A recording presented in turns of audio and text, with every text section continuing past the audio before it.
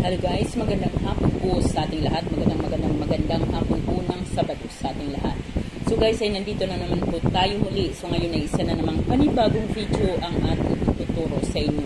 Kung kayo pa ay pagod na sa katigasan ng mga ulo ng inyong mga mister, ng inyong mga boyfriend, or talagang kayo ay nagnanais na bumalik sa inyo pa ang inyong mga dating karelasyon na bigla na lamang kayong iniwanan at nais mong mas pakamamahalin kanya, mas magiging malalim ang pagmamahal niya sa iyo. Ito po guys ay super effective kung talagang gagawin ito ng tama, may buo tayong paniniwala. Kailangan sundin po ang nasabi sa ating, kailangan sundin kung ano ang nasabi, yun po ang ating gagawin, wala tayong papalitan at wala rin babaguhin. So napakasimple po lamang ng ating gagawin. Maari po natin itong umpisahan anumang oras bago tayo matulog sa gabi. Excuse me. So, anumang oras tayo bago matulog sa gabi at anumang araw ay maaari nating umpisahan ito. Ang kailangan po lamang natin dito ay ang ating pang-ibabang kasuotan, yung kagagamit mo lamang, yung kakahubot mo lamang. Pinakamainam po yan guys ay gamitin ninyo ay inyong mga yung mga medyo sira-sira na or medyo yung mga maluluwang na yung garter kasi hindi na po natin ito maaring gamitin. So yung inyong mga undies, or ang yung brief ay maaari natin gamitin dito. Gamitin po ninyo yung luma na, kung alam niyo pong gagawin ninyo ito, ay suot niyo po yung luma na, yung medyo maluwag na yung garter, yung bacon na garter, ayan po yung gagamitin kasi pagkatapos niyo po yung hubarin, ayan yun po ang ating gagamitin. So, yun po lamang ating kailangan, yung hinubaran niyo po, at saka bullpen, pulang bullpen, mas maganda kung pentel pen kasi ang bullpen ko kasi ay maaari siyang mabura, kaya maaring gumamit tayo ng pentel pen. Pentel pen po na kulay red po lamang. So ayan. At pulang panali. So maaari tayong gumamit ng yarn or maaari tayong gumamit ng ribbon or magagari tayong gumamit ng sinulid basta pula. So yarn, ribbon or sinulid na pula, yun po lamang ang ating gagamitin.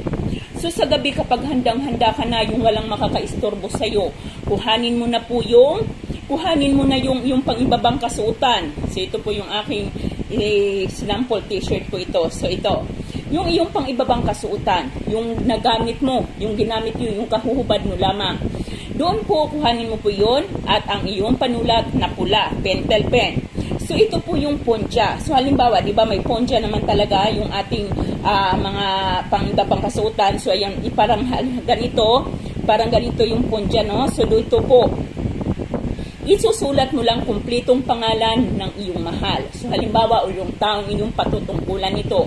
So halimbawa, ang patungkulan mo ay si Juan Felipe. So si Juan Felipe, kung alam mo yung kapanganakan ni Juan Felipe ay mas maganda. Ngunit kung hindi mo naman alam ang kapanganakan ni Juan Felipe ay okay lang basta kumpletong pangalan.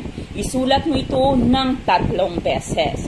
Pagkatapos natin ito maisulat ng 3 beses, ay itupi mo rin ang iyong andis ng 3 beses. Habang tinutupi mo ito, bigkasin mo, kada tupi, bigkasin mo ang iyong kanyang pangalan at isunod ang kahilingan mo. Ano ba ang kahilingan mo? Bakit mo ito ginagawa? So halimbawa, babalik ka sa akin, pakakaisipin mo ako, mas lalo mo akong mamahalin. Or kaya naman si Juan Felipe, ikaw ay makikinig lamang sa akin, pakakasundin mo lahat ng aking sasabihin. Basta nasa sa inyo po kung ano man ang inyong kahilingan, tiyakin po lamang na specific ang kahilingan ninyong ito. Pagkatapos po ninyo itong maitupi sabay bigkas ng pangalan at ang iyong hilingan 3 beses, ay tatalian mo ito ng pulang ribbon. So tatalian mo ito ng pulang ribbon habang paulit na binibigkas ang kanyang pangalan hanggat mas maraming bigkas, mas maraming hiling ay mas maganda hanggang sa matali mo ito ng husto. Pagkatapos mo po itong matali guys, ilagay mo po ito sa inyong tulugan, yung ilalim ng iyong unan. Sa ilalim ng punda ng iyong unan, ilagay mo ito doon.